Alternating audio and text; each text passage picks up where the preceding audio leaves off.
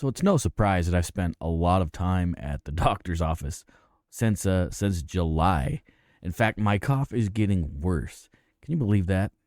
I can't either. It's super frustrating. That's not what we're going to talk about in this particular episode. I'm sure it's going to come up because I need to reference some things. No, we're going to talk about something else the doctor does when he checks your reflex. What happens? You kick your leg or you move your elbow or whatever, right? It's a reflex. And that's what we're going to be talking about in this episode, episode 255, the Liberal Reflex. Anyways, I hope you enjoy this episode of the Range Minded Podcast. Stay tuned.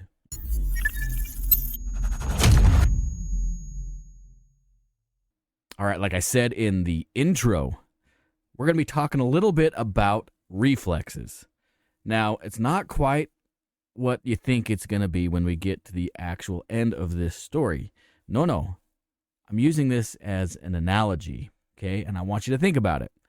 Now, like I said in the intro, I have spent way more time in the doctor's offices these last few months than I have ever wanted to or ever do want to again the rest of my life. I don't want to deal with it. It's been super frustrating, but it is what it is, right? You need to take care of yourself, especially when you start getting seasoned like myself. You can see I've got gray hair going on. What do you guys think about this goatee, by the way? Do you like it? My wife and daughters absolutely hate it, and that is kind of why it's still on my face.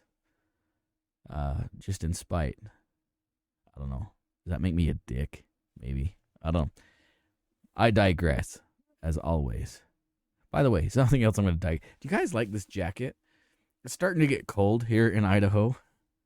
And Zero Foxtrot wasn't really a sale, but this is one of those whoopee hoodie things.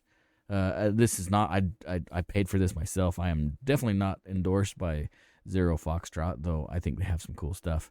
Anyways, I couldn't resist this whoopee hoodie. It's fluffy.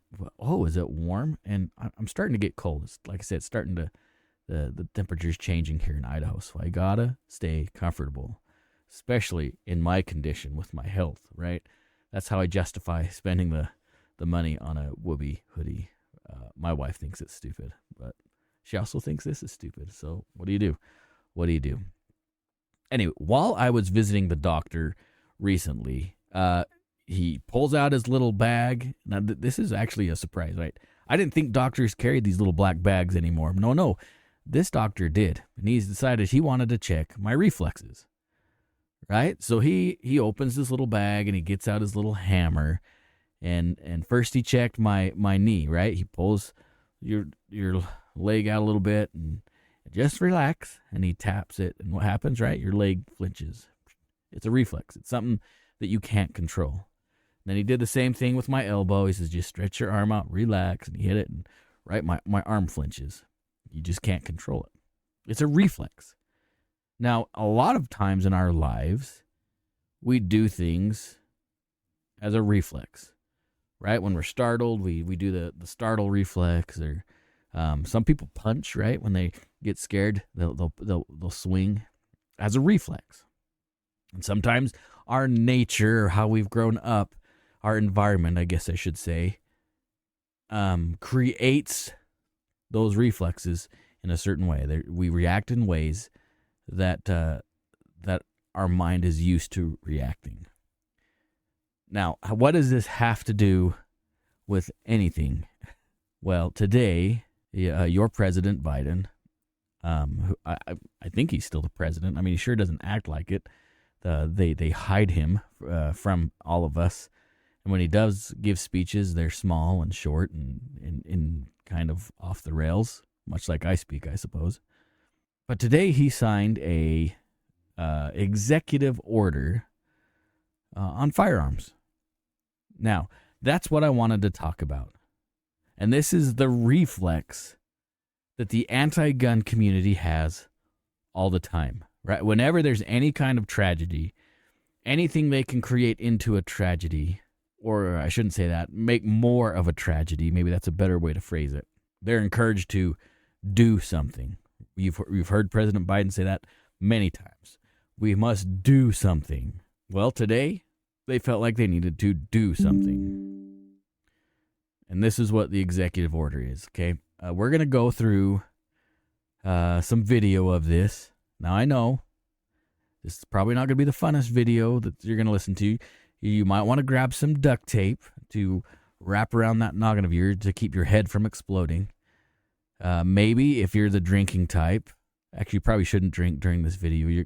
You're going to turn into a major alcoholic. But maybe a little bit of Robitussin, just a little bit, just to kind of take the edge off, so you can handle both speeches from the occupier in chief, Joe Biden, and I guess you call her the vice president. I know that's what she is, but the nominee for the future president. We'll see. Hopefully that doesn't happen. That would be a major mess. It would be intriguing, wouldn't it? Wouldn't that be fun? No, it wouldn't be fun. Anyway, let's jump to this video. So I got to switch some things around. My mouse goes to sleep on my computer, so sometimes I have to hurry and redo it, and that kind of annoying. I probably should have scaled this to the size that we need. This will work close enough. Anyway, check this out. So I cut this original whole signing ceremony was almost an hour long. I chopped it up. We're down around 24 minutes of raw video. I'm sure by the time I edit down what I want you guys to really see and listen to, does that make me a propagandist? What things I felt were most important for you to hear? I'm sure we'll be less than 24 minutes. But anyway, let's get cruising on here. I believe the right to be safe is a civil right. It's not, by the way. You guys hear that okay? Make sure you guys can hear this all the way. And that the people of America have a right, then, to live, work, worship, and learn without fear of violence, including gun violence. And yet, our nation is experiencing an epidemic of gun violence. Yeah. I'm telling a bunch of leaders who know. Today, 1 in 5 Americans has a family member that was killed by gun violence. Where do those family members live? live? The number one cause of the death of children in America. Not car accidents, you hear that? Not cancer, gun violence. The number one cause of death for the children of America. It's not.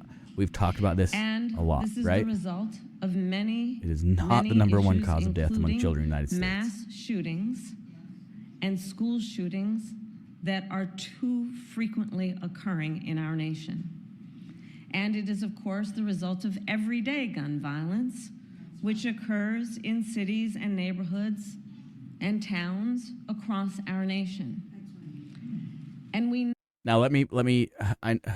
I shouldn't have to pause this, and I wanted to just kind of talk over and with her like through the speech, but I just have to pull this up. Before she speaks, they had the mayor of Baltimore. Baltimore is one of the deadliest cities in the United States, okay? Now, the mayor of Baltimore lost his brother to gun violence. Why isn't the mayor doing something to clean up the violence in his city? Now, just like she mentioned, mass shootings happen far too frequently in the United States. I agree. They happen too much. Okay? But what policies are you guys implementing? What laws are you enforcing? Now, there are over 20,000 gun laws in the United States, whether that be federal or by state. Over 20,000 laws already on the books. Why aren't they enforcing those 20,000 gun laws instead of adding more restrictions to people that are actually obeying the law? The things that are proposed in this executive order are only infringing on the rights of the law-abiding. People that break the law, they don't care about these laws, right? The thing is they are letting people out same-day bail, no bail, right? So they'll just catch and release criminals coming across the border. It happens. That's not a racist statement. It is happening. Of course, gun violence is going to increase when you increase the amount of violent people in society. And instead of curtailing the people committing the violence, they're implementing more restrictions on your civil rights. Now, here's another thing that's probably going to piss some people off, but this is the truth. Every gun law that comes out, especially this executive order, unfairly impacts minorities. Now you got these folks in inner cities that want to defend themselves because the cops don't show up. They have to take matters in their own hands. But these law-abiding people in these in these inner cities who are minorities who want to defend themselves are unfairly restricted by gun laws. Okay? Again, instead of enforcing the laws that take place, taking the criminals off the streets, they're letting them run rampant to create fear and chaos so they can create more laws. Okay? Let's keep going. Know that the prevalence of this violence causes trauma that is far too often undiagnosed and untreated. Yes.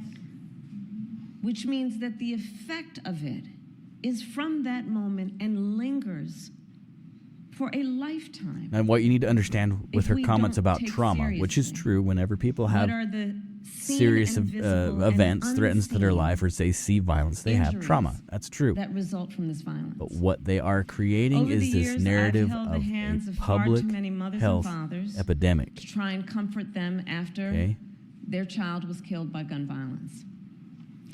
And let us all agree, it does not have to be this way. We know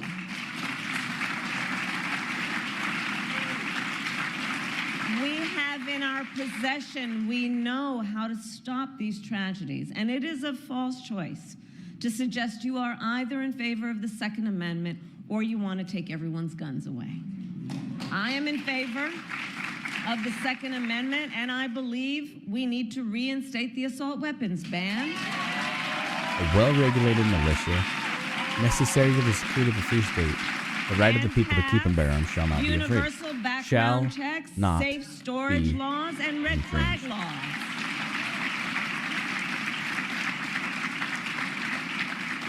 When we took office, we promised to take on the crisis of gun violence. And we passed, under the president's leadership, the first major gun safety law in nearly 30 years, a bipartisan law, which includes an historic investment to address the trauma caused by gun violence. We are hiring 14,000 new mental health counselors in public schools across our nation. We need to hire more. We need to hire more. Instead of making schools an undesirable place to have an attack, in student mental they're making more feel-good people. They're adding to the bureaucracy. For as much as we have accomplished, more must be done. We need more leaders. We need more leaders like the leaders in this room, in Congress, who have the courage to take action, to stand up to the gun lobby, and to put the lives of our children first. Last week, now listen to me. Last week I met with a young leader. Is Her greater name is than Natalie. comfort. She is a 15-year-old student at Appalachia High School and a survivor of gun violence. When we met, Natalie was still wearing bandages, and she is extraordinarily brave. And so on behalf of her, on behalf of all the survivors that we have lost, let us continue to fight to end the epidemic of gun violence and to keep our communities and our children They're creating safe. This narrative. Because once they turn this to a health epidemic, then it's easier to enforce laws. They did this with cigarettes. To introduce a leader, and cigarettes are not constitutionally protected, right? Of this crisis. He is a mayor. Now listen. Who knows firsthand they what are it is generating like to lose a loved one to gun violence. So now she's going to be, this is when they bring the Baltimore mayor, right? Baltimore, like I said, is one of the deadliest cities in the United States. It's one of the deadliest cities in the world, by the way. They don't want to talk about that. By the way, all these gun laws that they want to pass, they already exist in Baltimore. So it's not doing much to curb the violence. But what I was saying about cigarettes, so years ago, when I was a kid, you could buy cigarettes in a vending machine. There was cigarette ads all over the place. Cigarettes are not a protected right, by the way. I don't care if you smoke. I think it's gross. I don't care if you smoke. It's not good for your health. But because they had such an issue with cigarettes causing a real health problem, they started cracking down on advertisements and cigarette companies and all this stuff. Now they're trying to use these same strategies on firearms and firearms dealers, firearms manufacturers, and people like you and me that own guns. They're creating this majorly negative narrative about firearms. Now, if they can make the firearm this scary, dangerous, deadly tool, which it is, but it's also used to save lives, but they don't want to talk about that. But if they can create this scary narrative and teach it to the children of the future, or the leaders of the future, our kids and grandkids, they don't want to deal with it because all they see is guns are scary, guns are bad, guns are a public health epidemic, right? It creates this negative connotation, which then, I don't want to say breeds it out of the next generation, but it does take away the importance of firearms out of the next generation and so on. So the Democrats are in this for the long game. They create a public health epidemic out of gun violence. Then the CDC gets involved. Then you probably saw, I don't know if you remember the Surgeon General talking about how guns are an epidemic. They create this lie, or they share this lie that firearms, guns, are the number one killer of children in America. We've talked about this before. I've shared with you the statistics. That is a lie. Now, when you think children, you think 0 to 17. That's a lie. Firearms are not the number one killer of children. Now, if you go from teens to 26, yes, firearms are the number one killer. But there's a caveat in that. They don't talk about inner city gang violence in there. Now, this is not a black problem, okay? Don't ever think that this is a black person problem. No, it is an inner city issue. It is an issue where fathers are taken out of the home. There is no role model. These kids go to turn to these brotherhoods of the gangs. That's where the problem is as far as the inner cities are concerned, in my opinion. Okay? But they turn this into a health epidemic, and that creates the negative narrative for future generations to not want to support the Second Amendment. Now let's think about this. In the founding documents, in I think it's in the preamble, I can't remember for sure, so I probably should be careful how I talk about this. The founders wrote that it is the duty of the citizens when the government becomes tyrannical.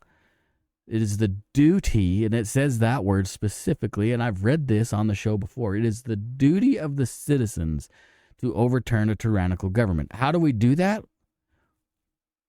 We have to have firearms to be able to put pressure on the government. That is why the Second Amendment exists. Not hunting, not sport, not to shoot holes in paper. It is to be the last check and balance of a tyrannical government. We have separation of powers. That's there for a reason. But when you have tyranny and you have power-hungry people on both sides of the aisle manipulating our rights in all three houses of government, three branches of government, that creates tyranny. I believe, and even with these executive orders, that is a form of tyranny. Now, this is not a call to violence. I'm not suggesting that we all grab our torches and pitchforks and AR-15s and march on the Capitol. That is definitely not what I am saying. But what I'm saying is the Second Amendment exists for the people to keep the government at bay from becoming a tyrannical government. You don't like that? I don't care. Look, search the founding documents. Prove me wrong. Look through the founding documents and see where I'm wrong when it says that it's the duty of the people to overrun or overthrow a tyrannical government. It's in there. Don't take my word for it. Let's carry on. And to see his community shaken by tragedy. A dear friend who is not... You've turned your pain into purpose. I cut out the governor that governor's speech, or the mayor of Baltimore. It wasn't really pertinent to what we're talking about. It was just a lot of grandstanding and whining, basically. Shouldn't say whining. He lost his brother to gun violence. It's a tragedy. But it's the same stuff we hear all the time. The president here, Biden, jumps in after the mayor of Baltimore. They talk about the hurricane. So as of we're recording, it's September 26th. There's a hurricane that's hitting the Gulf Coast right now. So spent a fair amount of time talking about the hurricane, and then so I cut all that out so we didn't have to listen to it. Anyway, this is where he jumps in. Do you need duct tape? Do you need a minute for a drink? Let's keep going anyways. That's what it's all about, turning your pain into purpose, your loss into determination, your anger into commitment, and the power of a movement of saving lives. That's okay. Babies rule. Wait a minute. Remember when I talked about the reaction that we have? Instead of using the proper channels, here we are just having an emotional reaction to do something out of emotion, not out of logic, not out of the boundaries that the founders set forth. Don't worry about it. This past Monday, the FBI released data showing how crime is down in America. It's not down in America. 40% of precincts aren't reporting the data to the FBI. So it's artificial. But I digress. I think we've talked about that before, too. The year before we came to the presidency, we saw the biggest increase in murder rates on record. Last year, we saw the largest decrease in murder rates. Because it's not reported.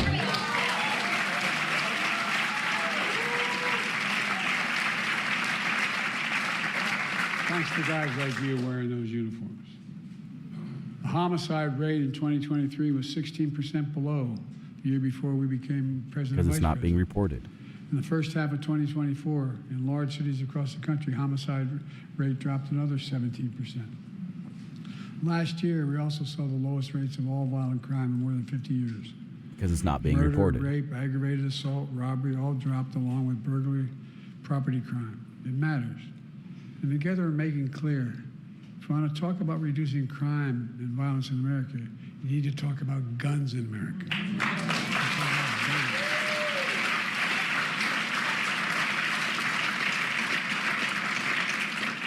You just heard Kamala cite the statistics all Americans should be ashamed of. Guns are the number one, hard to believe, they're the number one killer of children. Not according to the CDC. More than any other cause. Accidents, more than any other cause. It's almost unbelievable to think it's sick. Last year, after another school shooting, my predecessor said, like some members of Congress say, quote, just get over it. He didn't say that. He didn't say that. I'm going to be very blunt. I believe we talked about that. Secretary Vance of Ohio has called these shootings facts of life. Who the hell do these people think they are? I mean it. An emotional reflex to do something, right? Create the narrative, have an emotional reflex. The industry that is exempted by law from being investigated and being dealt with is the gun industry. Imagine had that be the case with the tobacco industry. What cancer would be like. I mean it sincerely. Think about it. Probably because cigarettes are not constitutionally protected. And by the way, that is a generated farce as well. The firearms industry is not free from lawsuits. Now, if they created a product that caused harm out of defect, they could be held liable. But if somebody uses a gun in a crime, it's not the manufacturer's fault for the misuse of the firearm. Much like we don't sue Ford for somebody's drunk driving behavior. Okay? That is a lie generated. The gun industry is not free from litigation unless their firearms or their products are being misused. Then we hold the people responsible, right? Just like, well, he says that the firearms industry is the only one that you can't sue. What about malpractice, medical malpractice? What about what about pharmaceutical companies? Huh? You don't hear any lawsuits against those folks. Weird, huh? Weird. Prevention.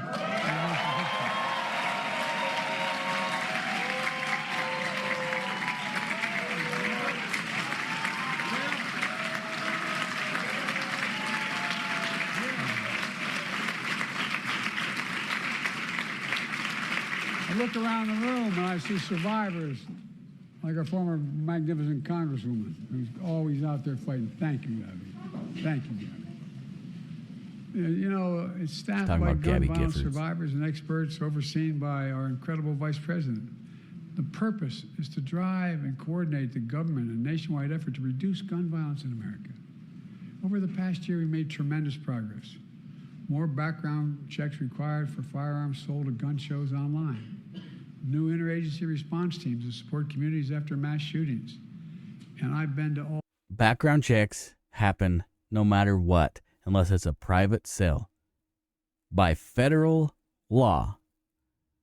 So he's manipulating the numbers again in this speech by just saying, hey, you know what? Because online gun sales, you know, we've done background checks. Those already happened. Pretty cowardly. All but 3 mass shootings in the United States of America, and spent time with surviving families, many of whom I see here in this audience, because it's important to raise up what's happening. Most comprehensive federal guide ever on safe gun storage and firearms. First ever Surgeon General's advisory declaring gun violence to be a public health crisis. See that? Dangerous. It's dangerous, folks. By the way, parenthetically, as I travel the world with other world leaders, they ask, do you really have do you say you have a public health crisis with gun violence? Well, today I'm proud to announce a new executive order that's going to do 2 additional things. First, the executive order will establish a new federal task force on emerging firearm threats. Previously, my administration took action to crack down on private manufacturers of firearms. It's not illegal to make your own guns. This is probably the only audience knows what ghost guns are. They don't have to have a serial number. Guns don't have serial numbers. It's hard for them to track back to the shooter and hold them accountable when something happens. But today we're taking the next step. Our new task force will address 3D printed firearms. And for those listening, you're not illegal. In this room knows what that is. But they actually can produce a plastic firearm with a 3D printer. That, magnetometers can't detect these. That punk pulled a Glock 7 on me. You know what that is? It's a porcelain gun made in Germany. Doesn't show up on your airport x-ray machines here, and it costs more than you make in a month. Where they don't have a serial number. This task force is also going to tackle machine gun conversion devices mentioned by the mayor. Devices that illegally turn semi-automatic weapons, including handguns, into fully automatic machine guns. They can fire up to 20 bullets in 2 seconds. He doesn't even know what he's saying. These devices are already illegal under federal law and can be made on a 3D printer for just 40 cents in less than 30 minutes. FBI, open up! And sold for as little as $20. But local law enforcement in cities across the country tell me, by the way, flooded with they're trying to crack down on the Glock switch, right? Those are not 3D printed out of plastic in somebody's basement. Those are coming from countries like China or other places, and then being just handed out basically on the streets. Okay, now look, we've all seen like the fuel filters on like Temu. They post on Facebook or whatever once in a while. The same idea with the Glock switch. These thugs are somehow either, like I say, they're just coming off the boat somehow. They're not being 3D printed in people's basements. I don't think that there is a Glock switch file for just a standard plastic type printer. It wouldn't last. You might be able to get 1 or 2 mags, maybe, but it's not going to last. It's going to just explode because of the amount of there's reciprocating mass and slide and all sorts of. I don't think it would last. People are not printing those in their basements. Machine gun conversion devices. Isn't that right, Captain? Because the parts are small, cheap, and easy to make. The impact of these devices is devastating. Just this weekend, a machine gun conversion device was found at the scene of a mass shooting in Birmingham. I can tell you, over 100 shell casings. 100 shell casings are found, including 4 killed and 18 injured. 2 boxes of ammo. The community shattered. enough. Within 90 days of our I'm gonna have to look into that Baltimore shooting. Will send me a risk assessment and a strategy. I bet to it was address these something a little emerging different than what firearms they're selling. It's about sending a clear message. Don't worry about the babe. It's okay. Really. Sending a clear message to local law enforcement, the cities across the country. We're to help, and together we can save lives. Look, the second part of this executive order relates to active shooter drills in schools. You know, it's a good thing, but people don't, you all understand, many of you in here, but the psychological impact that has on a child. You know, I'm old enough, we used to have drills for, duck and cover for nuclear devices. But guess what? Now we're talking about kids know what's happening. Yeah. Kamala just talked about the worry of parents and the stress and fear of students have when they're told to participate in active shooter drills. The lack of guidance today on how to prepare students while minimizing the trauma of active shooter drills is unacceptable. So today I'm directing the members of my cabinet to return to me within 110 days with resources and information for schools to improve active shooter drills, minimize its harm, create age-appropriate content, and communicate with parents before and after these drills happen so they know what's going on.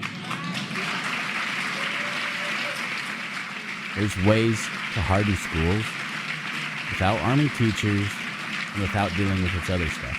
There's ways. We just have to do better, and we can do better. But that's not all. Today, administration is also announcing a whole series of new actions to address gun violence. We're releasing a new tool with resources to help schools communicate with parents about safety of storing firearms in their homes. And by the way, how do the schools know that there's firearms in the home? Interesting question, along with Diane Fine's the guy that passed the first assault weapons ban. And here's the deal. It was amazing.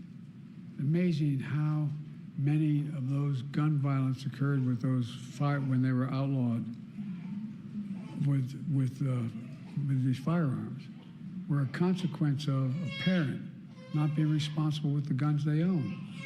Or in a recent case, I won't get into it because it's under litigation, a parent who provided an assault weapon. It's not against the law to buy your child a gun. It's been found that when school I shouldn't say administrators communicate like little child. with parents about safe It's not storage against of the law. firearms in their homes, it motivates parents to act. We're awarding $135 million on Where's top this of money the coming from? $238 million we've already awarded last year to 48 states for crisis intervention.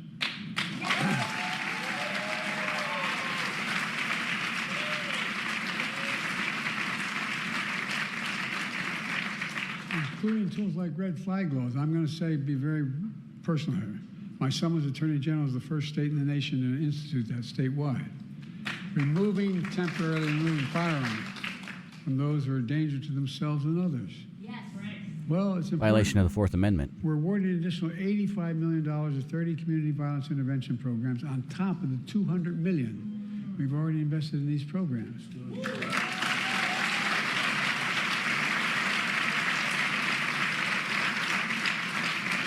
As you all know, these local intervention programs stop shootings before they happen, utilizing trusted messengers, community members, leaders to work directly with people at risk or the most vulnerable to gun violence. And folks, all these new actions build on the historic steps we've already taken since I took office to address gun violence in America. Through the American Rescue Plan, which, by the way, not a single one of the opposition voted for. I don't say that for political, I say that to make sure people understand it's not costless to do that. To help deliver more than $15 billion, the largest investment ever in public safety. Let me say it again. All our opponents voted against the largest funding ever in public safety. Probably because it was full of a pork. dozen executive orders to reduce gun violence more than any of my predecessors. And with your help, we passed the Bipartisan Safer Communities Act, the most significant gun violence in 30 years.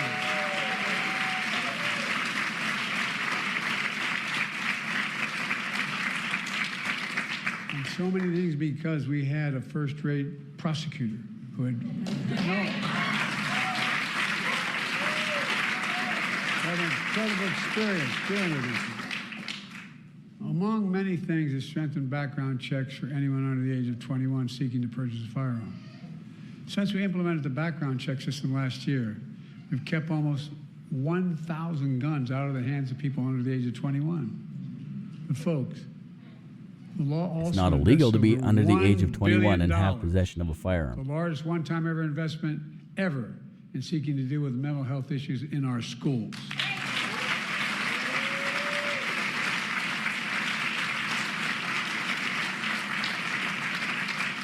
Help them deal with the grief and trauma of gun violence and other traumatic experiences.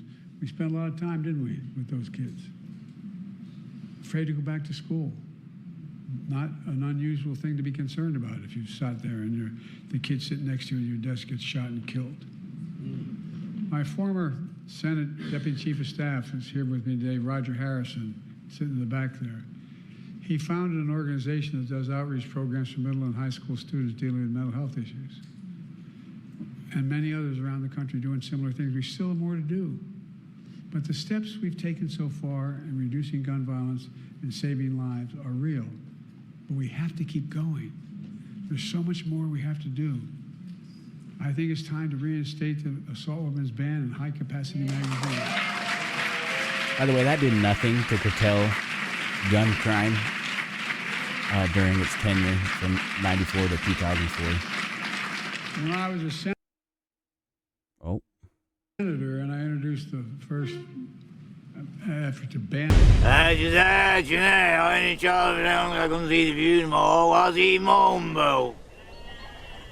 Right. What did he say? Said edge is edge, huh? He only took him down because he couldn't see the view no more. What's he on about? Of those weapons. I literally was walking through the swamps of the northeast, in southern Delaware, down in the area where the swamps and ridges are. There's a guy fishing, and he looked at me and said, "Biden, what the hell are you going to take my gun for? What, are you take my assault weapon?" I doubt this happened. And I said, "True story." And It says true story, didn't happen. "You need that?" He said, "Yeah." I said, "You must be one hell of a lousy shot." And I don't see a lot of deer running around here wearing Kevlar vests. Same tropes. Well, I that's swear not- he's told this why do you stupid have story it? so many times. Well, I hunt. You hunt like hell. Look, it's time we establish universal background checks. What you just said is one of the most insanely idiotic things I have ever heard. At no point in your rambling, incoherent response were you even close to anything that could be considered a rational thought. Everyone in this room is now dumber for having listened to it. God have mercy on your soul. That story had nothing to do with universal background check. And require safe storage of firearms. I mean it. Start holding parents accountable for being negligent. By the way, if you pulled up here wherever you parked and left your key in your car, and a student steals the car and gets in an accident, you are held responsible. Why in the hell would that not be the case if you left a gun case open? Probably because cars are not protected under the Second Amendment.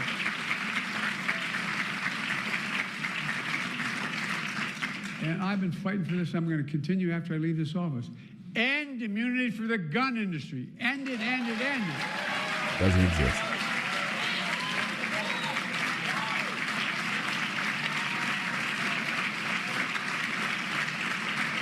The purpose for ending the immunity for gun manufacturers is to put them out of business, to take guns out of the equation. I taught constitutional law for years. Constitutional law. No, you didn't. Never was the Second Amendment meant to be absolute. Back when it was passed, you could not own a cannon. You sure about that? Yes, you can. No, I'm not joking. People I can like, buy a cannon you right know, now. No background check, by the way. The liberty of Americans is water with the blood of patriots. Like hell.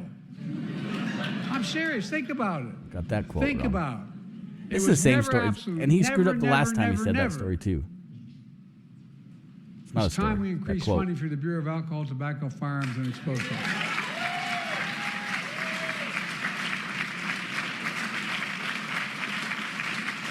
Another law enforcement agency to deal with crime and solve crimes faster. We get a lot of heat from the other guy. She get a lot of heat from the other guy talking about we're not helping. We're the ones funding cops.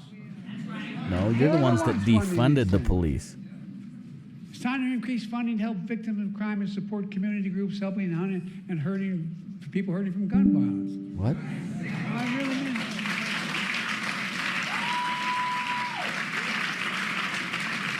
Unfortunately, my predecessor and a lot of congressional other people opposed all these steps to reduce gun violence. Instead, they tried to stop the crackdown on ghost gun kits, by the way. Because it is not illegal to manufacture your own freaking the Second gun. Amendment right. Give me a break. If they got their way, criminals could traffic guns and commit crimes. Congressional opponents are trying to defund the Office of Gun Violence Prevention. Because it's a worthless bureaucracy. Defund the Office of Gun Violence Prevention. Bless me, Father, as we say in my church. They attack the FBI and want to abolish the Bureau of Alcohol, Tobacco, and Firearms and Explosives. By the way, that's written out. Yeah. Who's responsible for fighting gun Because they're running a tyrannical Folks, you can't be pro-law enforcement. regime in there. The bureaucracy is awful. FBI and ATF. That's outrageous. They're attacking your civil rights. And they're using these bureaus to do it. Thank you for the Supreme Court for Well, that's what I heard today. attacking Chevron deference. Why this is so important. We need your help in fighting and standing up to the gun lobby, gun manufacturers, the politicians who oppose common sense gun legislation. Because whether you're a Democrat or Republican or independent, we all want our families to be safe. We drop families off at the house of worship or a child at a mall or a movie theater or a school. We don't have to worry about whether that's the last time we'll see them. I mean, think about it. Think about it. We all want our kids to have the freedom to learn how to read and write in schools instead of duck and cover. Let me close with this. I know how difficult this work is, particularly if someone's been through the tragedies of consequences of it. But I also have no illusions about the champions and heroes in this fight, including all of you. I really don't. Look what you've already done. Look at the movie you built. Look at the elected officials standing alongside me and here today. Listen to the young people speaking out. That's the power of your loved ones and their memory.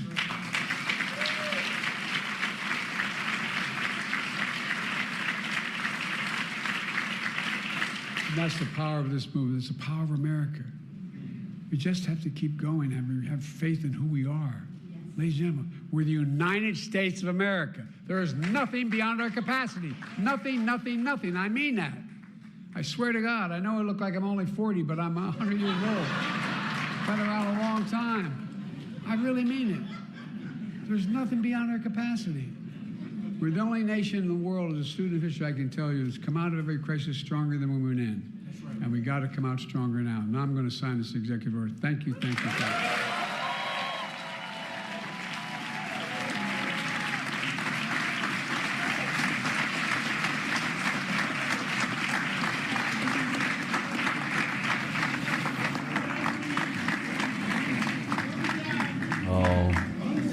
Old guy gets to write his name on this tyrannical piece of paper. Now, executive orders are just orders. That's it. What I'm about to sign is combating emerging firearms threats and improving school-based active shooter drills. Never thought I'd have to sign something like this, but we do. Again, this is not a bill. It's an executive order. Bravo. Oh, he just handed his pen to I think she's a Senator Macbeth. Her son actually was killed in an act of violence. Sad, right? It's sad. But this sure seems like theatrics. Thank you. Distinguished guests, please remain in your seats for the President and Vice President departments. Oh boy, Joe Biden. We love that guy, right? What a stellar old man. So there he is, old man Joe, signing the executive order to combat gun violence, right? we can pull up the paper. Maybe I will. Let's see if I can get this on here on this screen, just so you guys can see it. Did I take it down? Son of a biscuit. So let's look through this real quick, okay? And why do we want to read this? I want to share you with this so you guys can see exactly what I'm talking about here. Oh, geez. Oh, golly. Let me pull this up. I'll make this bigger. I want you guys to see everything on my screen. All right, so here is the executive order that the presiding president, the guy that occupies the Oval Office, signed. Have you noticed that he's not doing anything in the Oval Office anymore? Like they don't hold press conferences. Or back in the day, you would see the president sitting at the desk at the Oval Office making official declarations on things. Instead, they got him at this little table. This isn't the first time that they've sat him at this little table in one of the press briefing rooms. It's kind of interesting. But I digress. I'm not going to read all this stuff. You guys can read this on your own. But there is something I wanted to bring up. Let's see, make sure I get this in the right spot. Because this was, when I read through this whole thing, along with some of the other links, there was a lot. There's a lot to deal with here. I'm going to read the whole thing. Okay, ready? Do you want me to read it in my radio voice? It's funny because if I read things in my radio voice, I tend to get through it better. So I'll do it. In this executive order, President Biden is establishing the emerging firearms. Holy shit. Maybe not. In this executive order, President Biden is establishing an emerging firearms threat task force consisting of leadership from key federal departments and agencies.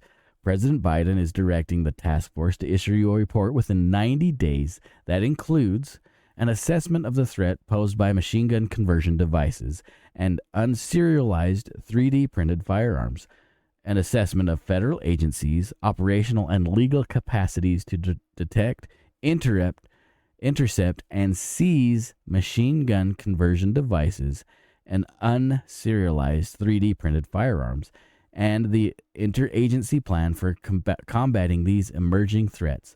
The report will include any additional authorities for funding the federal agencies need from Congress in order to complete this work. All right, did you hear what I just said?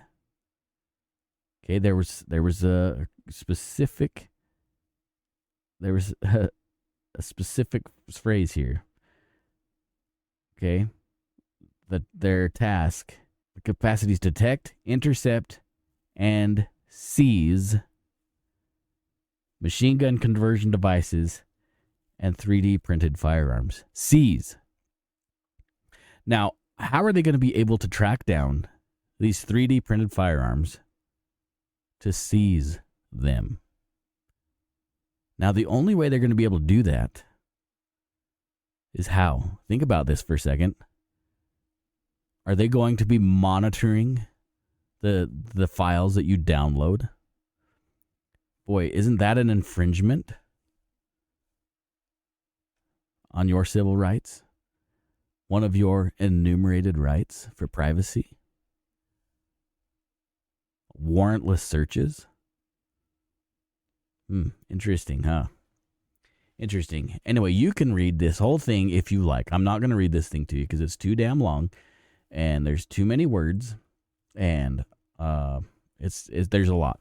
Like I said, I read through this whole thing. There's a bunch of different links. I was curious on, we talked about, and I mentioned that earlier, one of the things in this executive order is to help schools get involved for safe storage of firearms in your home. What in the hell is it up to the school to make sure that your firearms are stored? And how are they going to know if you have guns in your home? Think about that one too.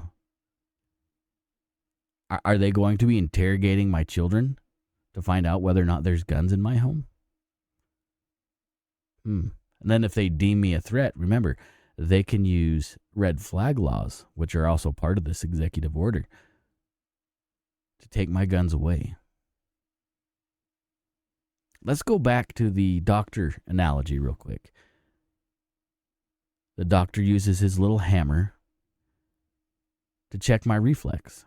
Anytime that there is a violent act where a gun is involved, the left uses an emotional reflex to do something. And here we see with his executive order that every time they have an emotional reflex, it's always about taking your rights away. For safety, of course. They use children as the emotional pawn. Let me tell you about something that, we talk about safe schools. I have a buddy named Jason. He owns a company called 3D Response. Now, his company, his sole purpose is to create a school, or to harden a school for any kind of shooting threat. Now, he has a proven system. It has been proven, and it keeps kids safe. It's funny, whenever there are logical, constitutionally protected, or solutions that protect the rights of the people instead of taking their firearms away or intruding on other civil liberties like privacy, whenever there's a solution like Jason's, no, they don't want to hear those solutions because they work and they will save children's lives. Nope, they need the tragedy to create an emotional response just like theirs. Friends, don't fall for it. Don't. Why am I still on this screen? Don't fall for it. They want you to have an emotional reflex like theirs, and they will use children as pawns until you willingly give up your rights. The key, my friends, the key is you and me and our neighbors. The key is written in the preamble of the Constitution. We, the people, are the key. Not the government, not any agencies that are allowed to arbitrarily create laws without Congress's approval. No. You and me, our neighbors, our communities. When the communities get together and hold our elected officials responsible, good things happen. I'm not talking like a January 6th event, no. When we go through the proper channels, when we stop being friends and start being parents and expect our kids to follow the rules, that helps too, by the way. Taking people's rights away is not going to solve a violence issue. It's not. We just saw in California, somebody blew up.